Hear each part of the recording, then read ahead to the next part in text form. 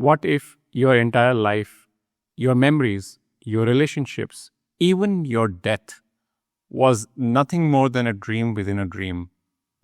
And what if you woke inside that dream?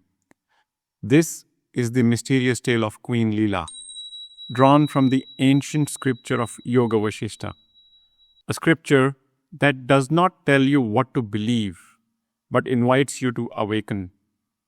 It is a story that unwraps the very fabric of reality. In a majestic palace lived a king named Padma, and beside him, his devoted and wise queen Lila. Their lives were full of grace and abundance. But Queen Lila's mind was not at rest. She often wondered, when my husband dies, will his soul vanish from this world? Can I ever find him again and be with him? Is there no way to conquer this finality? This thought consumed her.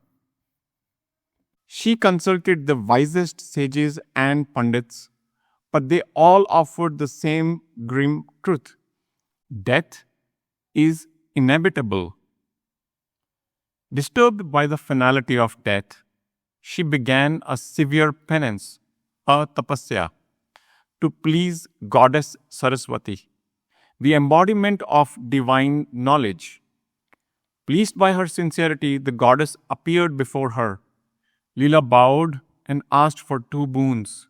Ma, first, if my husband must die, may his soul never leave the confines of this palace.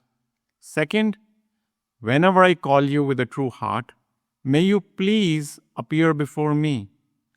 The goddess smiled gently.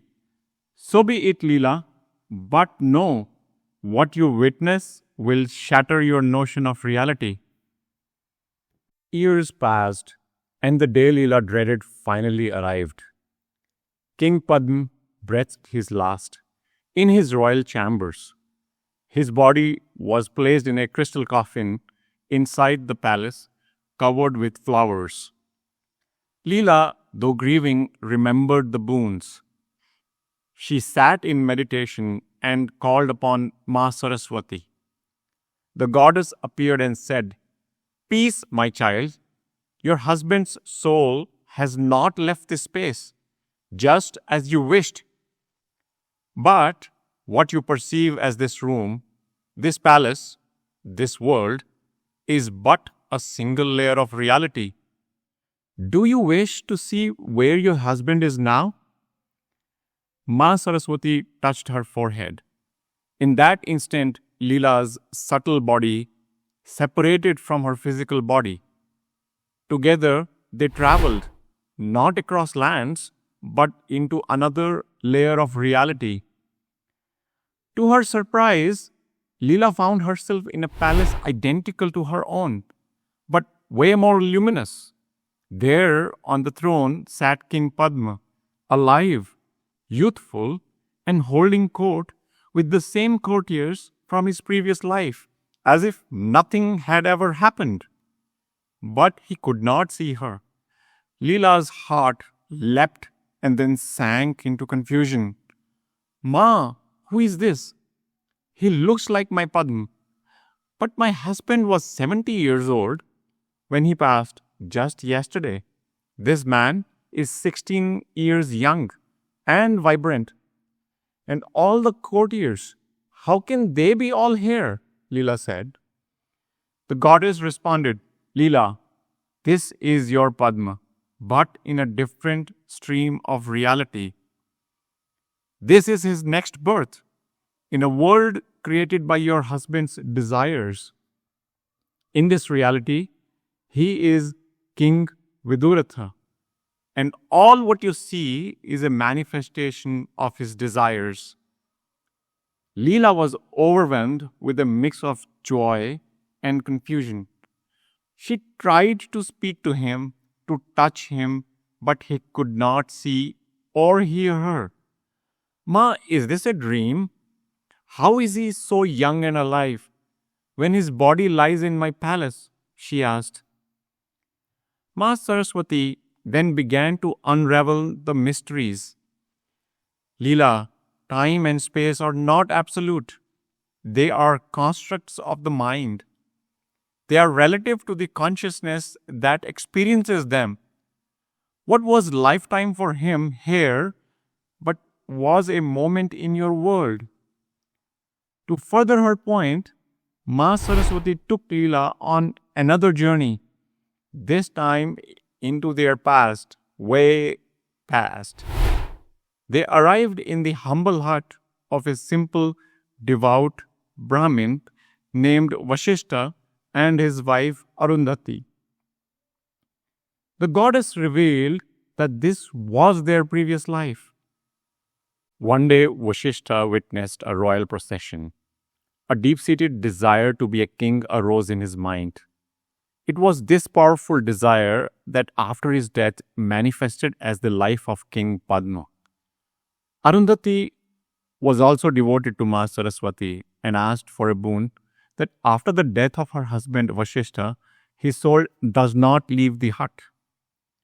Arundhati died soon after Vasistha and joined King Padma as his queen Lila. The entire reality where Lila and Padma lived manifested in the hut of Vasistha and Arundhati. Lila was astounded to learn about the nested worlds within each other. The Brahmin and his wife had died only 8 days ago in that timeline, but she and Padma had lived a long life for many decades. How could 8 days equal a lifetime? Time and space are not as you perceive them, Lila, Ma Saraswati taught her. They are creations of consciousness. An entire lifetime can be lived in the blink of an eye in one realm, while centuries pass in another. All these worlds, these lives, exist simultaneously within the ultimate consciousness, the Chidakash, the eternal space of the mind. Ma Saraswati continued, a strong thought, a potent desire can project an entire reality, complete with its own sense of time and space.